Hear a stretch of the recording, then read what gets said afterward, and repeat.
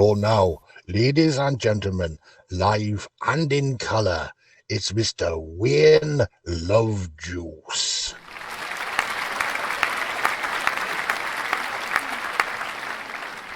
The other day our producer Louis had a chat with an interesting chappie who said that the YouTube algorithms really aren't that happy if a channel only broadcasts once a week, so we decided we could text ya whenever we've got a piece of news in our new book On The Track Xtra.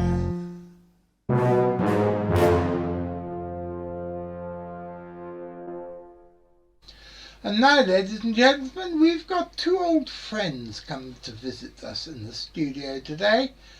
It's Cara and it's Ralph the Monster. What are you here to do today, Cara and Ralph the Monster?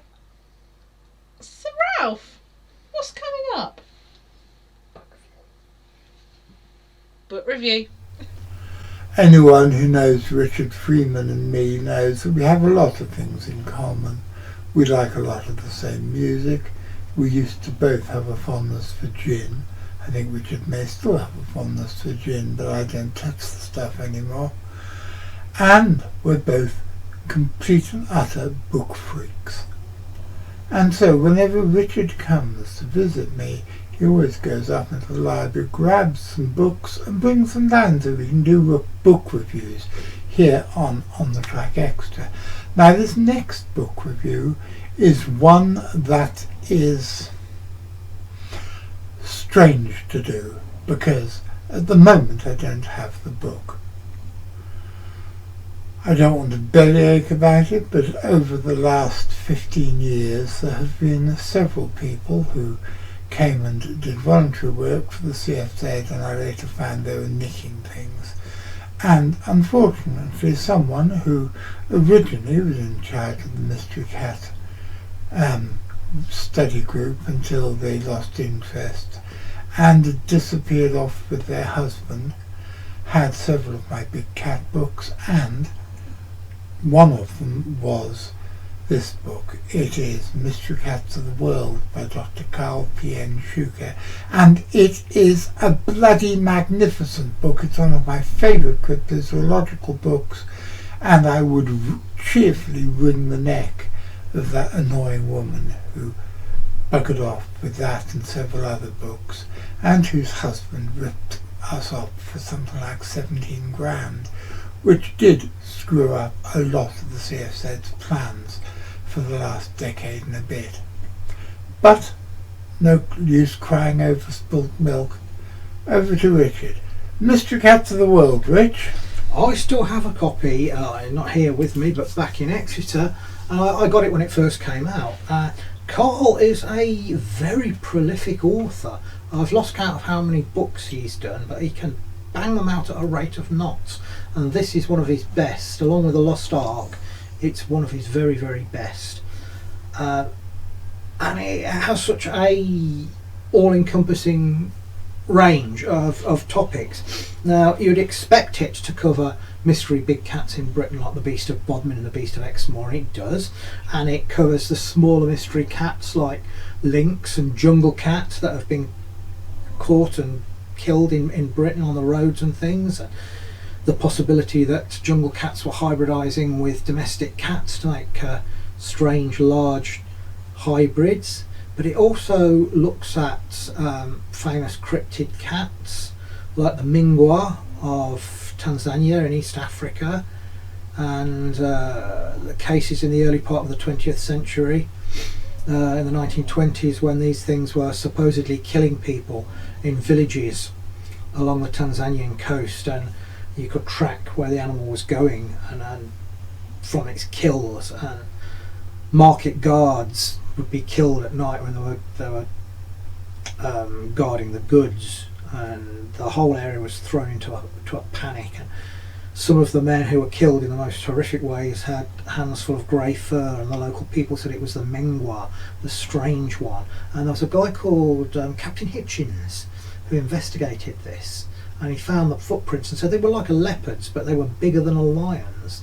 And in the folklore of Tanzania, the Mingwa is supposed to be this monstrous cat, and it starts off as an ordinary cat, and it gets bigger and bigger and eats more and more and more until it gets gigantic, and some hero has to come along and slay it. And he thought it may be based on some sort of real cat. It may have been a melanotic leopard, because we've all heard of melanistic leopards that are all black, but the melanotic leopard had this weird grey tabby-like coat to it, but he wouldn't explain the size of it, and that's just one of them. Absolutely fascinating. Spotted lions, cheetahs with curly fur, all sorts of strange cats in South America, and it's an utterly fascinating read. And some of these things are hardly known and hardly covered elsewhere, and Karl's dug out all these obscure stories that may or may not involve a species totally unknown to science, but it'd be wonderful to try and track some of them down. My personal favourite is the mystery cat of Iriomote, which is an island off the southern island of Japan. There's an archipelago there, and Iriomote is one of these semi-tropical islands, and in the late 60s a new species of wildcat was found there, but it wasn't much bigger than a domestic cat. And there was also a species of pygmy hog found on the island, but the islanders say there's a second cat species on Iriomote which is much larger, the size of a medium-sized dog, and it's striped like a tiger. So I'm thinking, could this be a new species of cat? Could it be a dwarf island form of the clouded leopard? Could it be a hybrid between the Iriomote cat and domestic cats? Could it be something completely unknown to science? But it's one of the things I want to go and look at. One of the things that I find particularly interesting about the Iriomote cat, the one that we know is there, is that its status keeps on changing. It started off as Felis iriomotiensis and then became Perennial iriomotiensis. Now it's generally considered to be a subspecies of the Asian leopard cat, Perennial bengalensis, but nobody seems to know, and it's very rare and it's very shy. And I've lived alongside leopard cats. I've seen two, I think, in the wild, but these ones seem to be, I don't know if you've seen, Richard, the footage of them. It's on YouTube. There's footage of them lurking by the side of the road, and they're incredibly secretive. And I find that fascinating. And also, I would agree with Richard that the best bet for the Iriomote big cat is that it is some sort of clouded leopard. But within the last 10 years or so, the species of the clouded leopard, Neophelis, I can't remember, nebulosa, has been cut in two. There's been the clouded leopard, which is the ones on the mainland, and there's the Sunda clouded leopard, which comes from Sunderland. And no, I don't mean the, what's it called, the Stadium of Light and Mackems and Dave Curtis and everything. I mean Sunderland, which was the now submerged landmass in what is now Indonesia and Malaysia. And it's said that the island clouded leopards are totally different species to the mainland nebulosa. And I'm wondering if there is a clouded leopard on Iriomote, and indeed if they manage to get proof that the clouded leopards are still alive on Taiwan, which is one of the more questionable mystery cats, because every time they decide to declare the Formosan clouded leopard extinct, up it comes again and somebody reports seeing them again. And I'm wondering, are the Formosan and the emergent clouded leopard, if one still exists and if the other does exist, are they going to be the mainland species, nebulosus, or are they going to be the island species, or something completely different? What do you think, Rick? Well, the Formosan clouded leopard's pretty much been confirmed now. It's been filmed. It's been caught on film. I think everybody accepts that it's still there now. Well, that's wonderful. Do we know what species it is? I don't know if they know if it's a mainland or Sundar yet. I'd have to look that up. But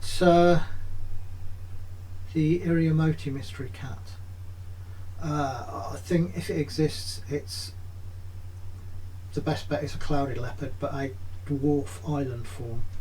It's a clouded leopard of some description, anyway. That is what I think is most likely for it to be.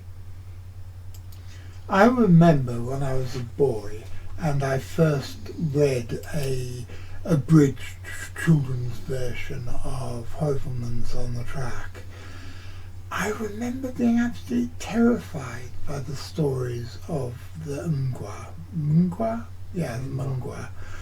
Because for some reason the idea that this thing could come out of the night, attack a native policeman and then slink away again and only slightly observed, it terrified me. I thought it was a fantastic story. But I agree with Richard, this is an absolutely brilliant book. I cannot recommend it enough. And I've got news for you. While Richard was talking and I was filming Richard, I just had a quick look on eBay and I picked up another copy of Mr. Cats of the World for just over 20 quid, which, considering it goes for anything up to 300, I think was very, very good bargain myself. So I've now got a copy again. Thank you very much for watching. I do hope you enjoyed this episode, and if you do ever come across any of the people who we know have ripped us off, have stolen our artifacts and conned us out of money, give them a big kick in the